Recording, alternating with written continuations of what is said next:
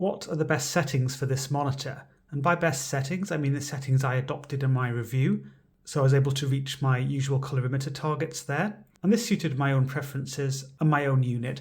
Be aware that individual units and preferences will vary, so don't expect these to be optimal in all cases. So the first thing to consider is the preset of the monitor. So there are two different sets of presets. There are game modes found in the gaming section, and there are pro modes found in the professional section. The monitor will only use whichever one of these you've selected most recently. So in my case, it's game mode user, because that's the last thing I selected. Even though it says sRGB there, it's not actually using that.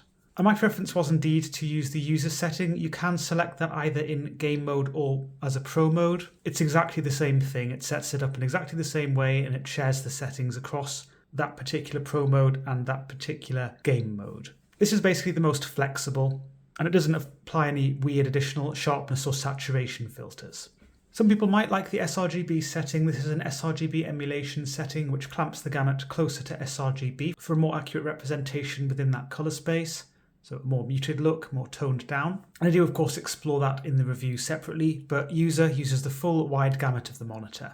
And indeed, most of the other presets do as well. Some people might find the anti-blue setting or using the low blue light toggle attractive. And this is an effective low blue light setting, but it also gives a sort of greenish yellow tint, which I don't like. But if you change colour temperature to warm in user or whichever other preset you happen to be using, then this is an effective low blue light setting which gives an amber tint to the image. I find it restful in the evenings, so I like to use this, and it doesn't give that annoying yellowish green tint. But as for the best settings, in my case that was to use colour temperature customization and make some changes to the colour channels: red 93, green 97 and blue 100. By default, when I first set it to customization, it actually had all of the channels at 50, which is the default position on some MSI monitors, but on this one it isn't. 100 is the correct default position. If you set everything to 100, it was much more similar to the monitor using its normal colour temperature setting. If you set everything to 50, it's really dull and dim and weird looking. I've seen this bug on MSI models before. They seem to be a bit inconsistent whether they should be set between 50 and 100. So just be aware, if yours is set to 50, you want to have all the channels set to 100, then make some adjustments there. And the adjustments I showed you here, they got close to the 6500K white point target that I usually go for in my reviews, with a nice neutral green channel. I also reduced brightness to 30, which got close to my usual 160 nits or so target, which I generally go for in my reviews for consistency, and it suits my lighting environment. Please make your own adjustments according to your own lighting environment and preferences though. I like response time to be set to fast, that's my preference there. And scrolling down enough, you'll get to adaptive sync that enables VRR on the monitor, which I do like to use, so I have that set to on. The other thing, in settings, DP overclocking, that has to be set to on to unlock the 160Hz refresh rate, otherwise you'll be limited to a maximum of 144Hz.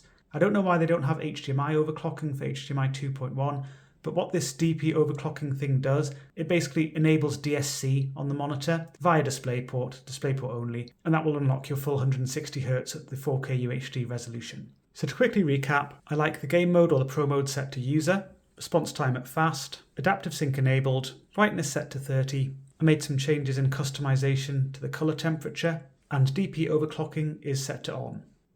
I've just enabled HDR.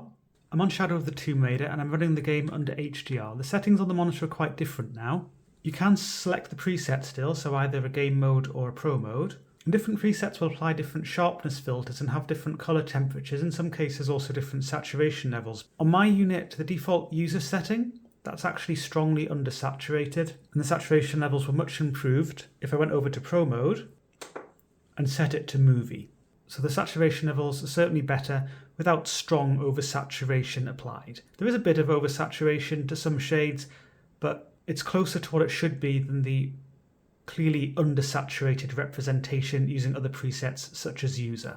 When you first change over to the movie preset for HDR, image enhancement will probably be set to, I believe it's weak, and that's a bit of a sharpness filter that's applied. If you like that sharpening effect, then you can keep it on, otherwise just set image enhancement to off and you'll get a more neutral sharpness.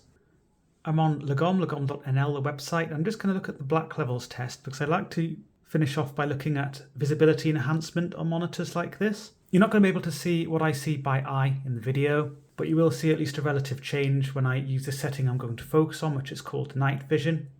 Set to normal, That does lighten up some of the dark shades, so it gives you a visibility enhancement. Strong gives you more of an effect. Strongest, a very strong effect, so it really does lighten up these darker shades. And AI, that's supposed to look at the image and make changes based on that, but in this particular example it appears to be somewhere between strong and strongest. And even if you use the strongest setting, it doesn't affect your black depth. There is some glare on the screen, by the way. It's not that the black depth is messed up, it's just glare on the screen. Alternatively, you can turn AI vision on. What that does is it basically sets night vision to AI and then also enables HDCR, which is a dynamic contrast setting.